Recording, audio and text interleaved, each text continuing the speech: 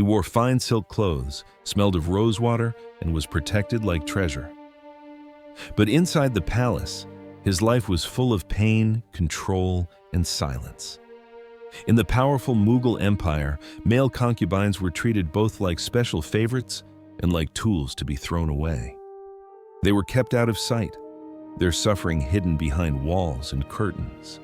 This is the story of the painful life of male concubines in one of the world's richest empires. In the 1500s and 1600s, the Mughal Empire ruled over a large part of South Asia, including what is now India, Pakistan, Bangladesh, and parts of Afghanistan. It was one of the richest and most powerful empires in the world at that time. Cities like Delhi, Lahore, and Agra were filled with beautiful architecture, colorful markets, and artistic workshops.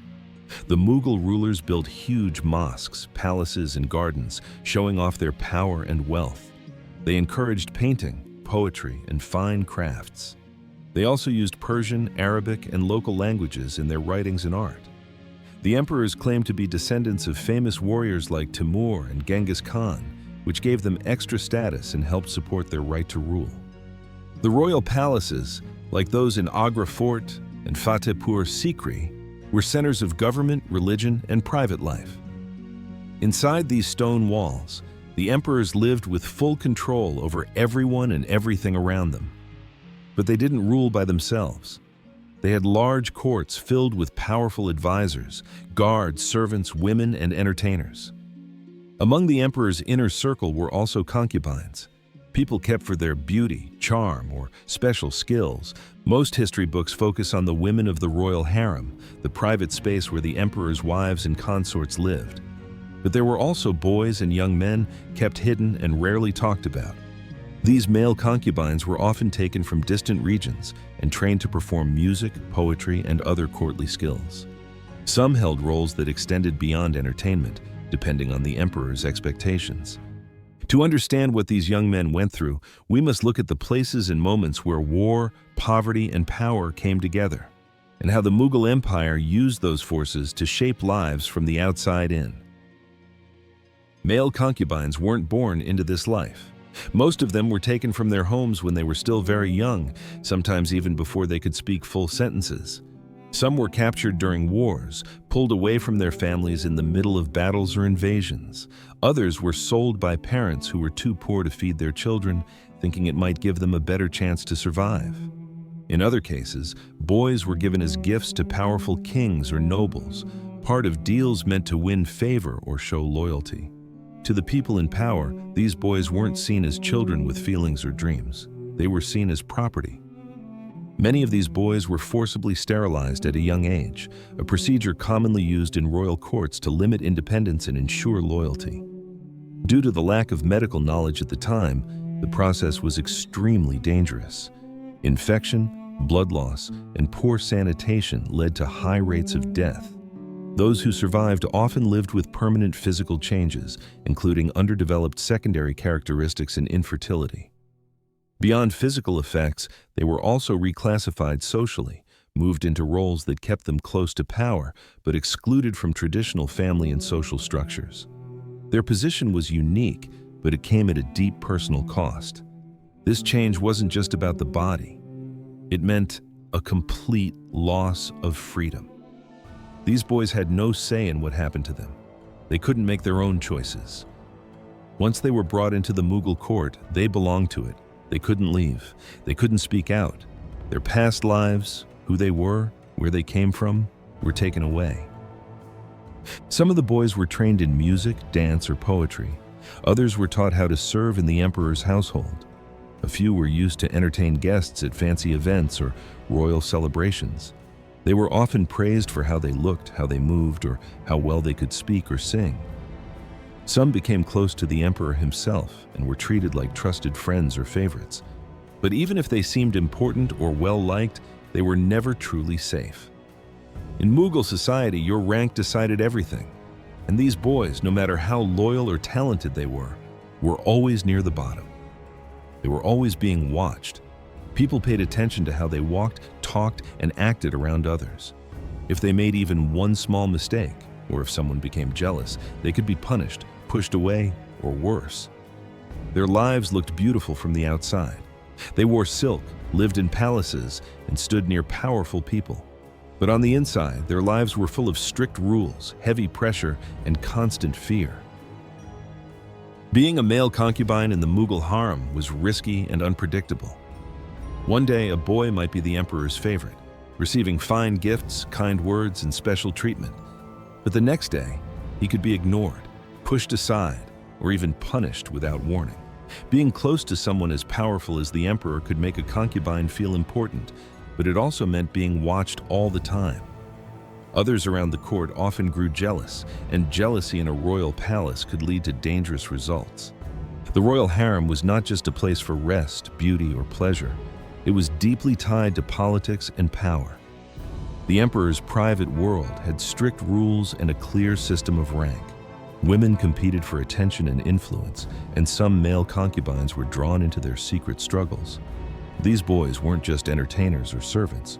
They were sometimes used as messengers, go-betweens, or even pawns in larger power games. They could carry messages between rivals or spy on others without being noticed. Sometimes they were told to listen in on private conversations or report on the moods of the royal wives. Official records from that time, like the memoirs of Emperor Jahangir or the detailed Akbarnama, almost never mention these boys directly. But their presence is still there, just beneath the surface. Letters from noblemen speak about trusted servants or special favorites, and Persian poetry from the time, while written in flowery and careful language, often hints at deep feelings of control, longing, and sadness. The poems might not name the boys, but they reflect the world those boys lived in. Some male concubines were given trusted and important roles. They might be asked to protect the women's private quarters or to help raise the emperor's children. These jobs gave them power and some respect, but also put them in danger. If one of them grew too close to the emperor or was seen as having too much influence, it could lead to gossip, lies, and even cruel punishment. Rivals could spread rumors that a boy was disloyal or using tricks to win the emperor's favor. In a court full of spies and whispers, even small rumors could lead to terrible results. Some concubines were even forced to act as spies themselves. Because they could move freely between rooms and social groups, they were used to gather secrets. They might overhear political conversations or collect bits of information during casual talk. But spying was always dangerous. If anyone found out what they were doing, or if they were caught sharing secrets with the wrong person, they could face severe punishment, even death. Their daily lives were full of stress and hidden fear. On the outside, they wore bright, expensive clothing and walked through marble palaces. But on the inside, they carried heavy burdens. They had to stay quiet, careful, and alert at all times. Their world was made of soft voices, secret looks, and silent suffering. No matter how close they seemed to the emperor, they were always at risk, and they knew it. One of the most chilling and unforgettable stories, passed down through legend and foreign accounts, comes from the time of Emperor Aurangzeb, who ruled the Mughal Empire in the late 1600s. He was known for being very strict and deeply religious. Unlike his grandfather Akbar, who supported music, art, and allowed people of many different backgrounds to live freely, Aurangzeb believed in following strict Islamic rules. When he became emperor, he banned music and dance at court, and he refused the luxuries that earlier rulers had enjoyed. He wore simple clothes, rejected fancy ceremonies, and tried to remove anything he saw as a distraction. But before he became emperor, Aurangzeb was a young prince growing up inside the grand palaces of the empire. Like many royal children, he lived in a world full of guards, tutors, and servants. Among them, there was one boy who stood out, a eunuch named Afab. Afab had been castrated as a child and brought into the palace to serve. But he had something special. He was kind, calm, and very talented.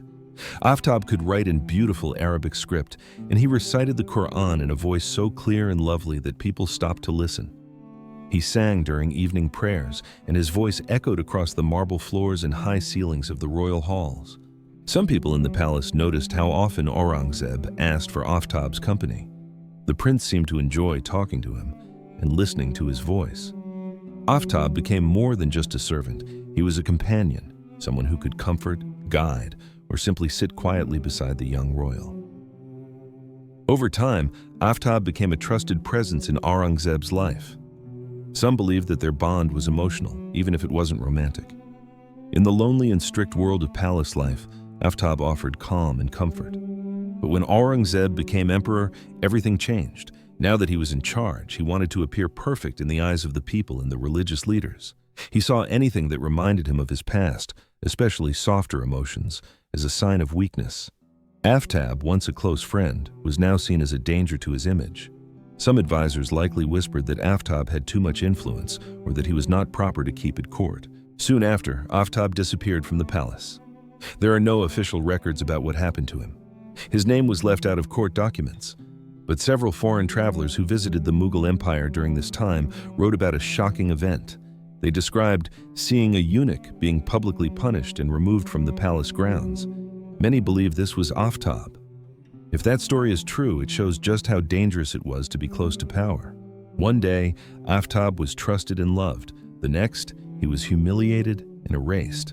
All his years of service and loyalty meant nothing in the face of fear, politics, and pride.